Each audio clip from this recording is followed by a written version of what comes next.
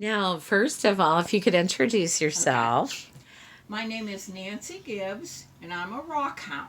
I don't have any degrees in geology or anything like that, but I love to go rock collecting, and I'd like to show you my rocks from Morefield Mine.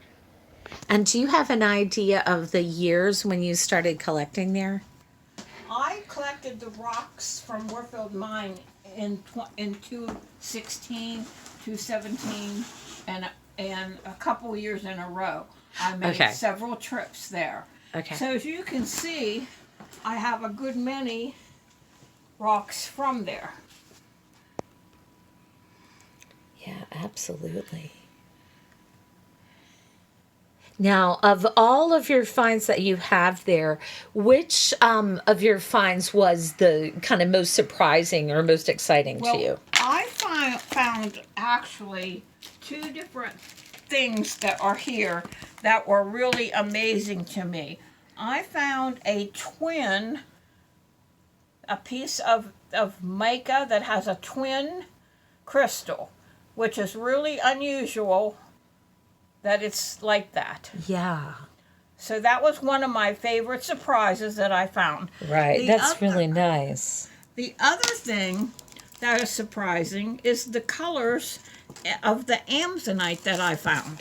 Yes. I actually found some light blue turquoise color. Yes. But then one that has some greenish type flecks in it that make it almost dark.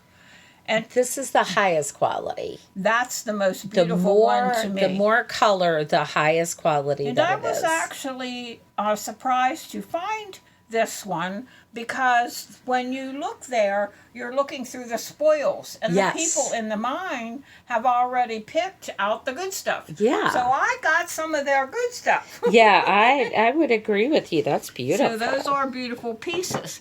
I also found so many other things that are just wonderful. It's hard to explain what everything is, but everything in this box actually came from there.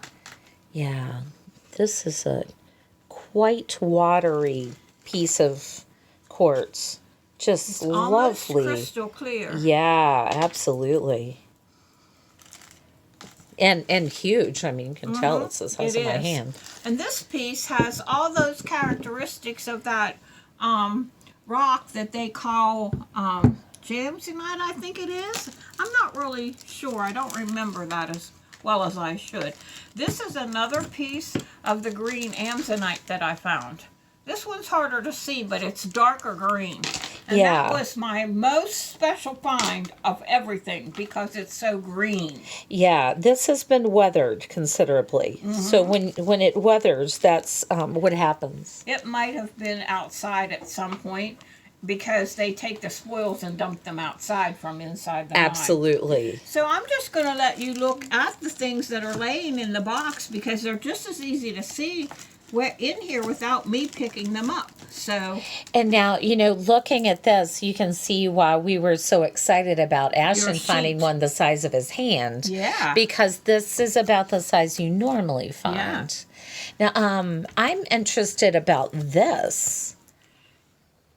I don't know how it got there or what, but it's a piece of pewts, and to me, it had to have been from a volcano. Oh, clearly, and it's completely worn, so it must have tumbled at some place or was somewhere abrasive because it actually is completely worn. And I was very surprised to find it there. Yeah. I'm not sure how it got there, unless it tumbled into the area where I was looking from a creek bed. Yeah. Now, also this pyroglucite, I mean, I have pieces of this. I don't have any pieces anywhere near that. It's beautiful. That chunk. It really is. And this is kind of special, too. They call that Dalmatian rock, and I'm not sure what forms it, but it was a surprise to find that there too. Right. And of course, we see your mica schist over there. Amethyst. That's a pretty large piece of amethyst to find there. I never saw anything. This is a piece of white amazonite, So if you pick it up and look, you can see all the crystals in it. But it's almost totally white. Yeah, the more specific name for this is Clevelandite. And you can see that black in there? You've got another mineral that's in there as well. I don't have all the particulars of all of it because I'm not educated with rocks. I just like them. So I've been collecting gemstones and rocks since I was probably old enough to walk. Yeah. So now let's see what this one says. Phenocryst. Yeah, look at that. It's got a white, chalky substance in between. It's not really chalky. It's kind of like it's mixed with another rock. Yeah. So that's amazing. I've looked a lot up and learned a lot since I found these things. Yeah, and this one you've got an agate here. Yeah, it's unusual to find agates there too. I guess it's the same thing about the saying they say for gold. Gold is where you find it. Yeah. Your rocks and gemstones are where you find them. You just have to go look for them. Yeah, exactly. And then they find there.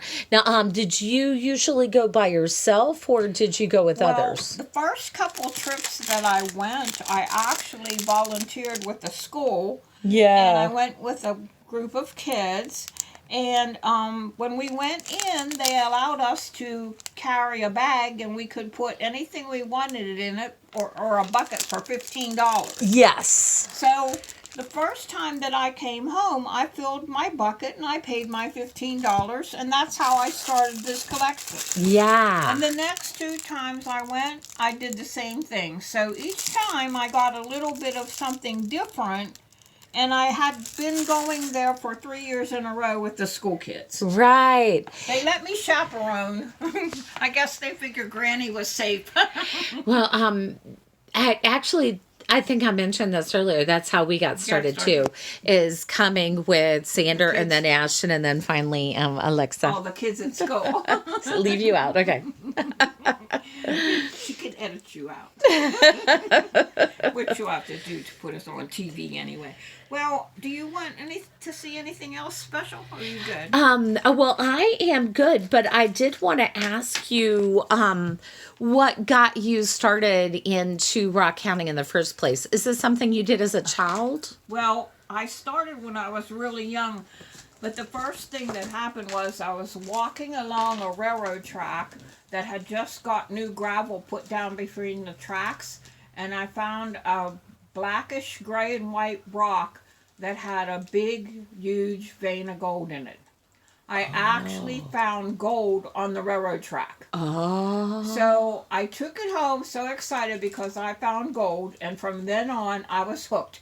I wanted to find more gold. Yeah. Well, I didn't really find very much more gold, but I found a lot of other things. I have found some amazing finds in my 73 years. That is just amazing. I'm going to run this by here one more time. It's a hobby that's good for everyone. You learn something about the earth and the age of the earth, but you also are outside in nature. You get to look at the trees and the rocks, and if you search creek edges and creek banks, you're by the water. It's just something to do that gets you outside. It's healthy for you. Yeah, fantastic. So it's special for me to do rock collecting. Yeah, well, that's really sweet to know, and I appreciate you showing me this, and also for telling me about all of the other specimens that you've gotten all around the state. She's got a whole room here of all kinds of finds. Virginia has so many things, not only just gemstones, but they have a lot of fossils, and there's so many special bones. You can find dinosaur bones. You can find shark's teeth. You can find all kinds of things. There's hundreds of places to go. You just have to use the internet. Well, find out where to look. That is so true. And also, Nancy sells stones at the Flipping Flea #2 in Williamsburg, Virginia, which is how we became connected in the first place. Yeah. So if anybody sees this video and would like to check out her stuff there, she'll be glad to help you see some of the other specimens that can be found in Virginia. Thank you.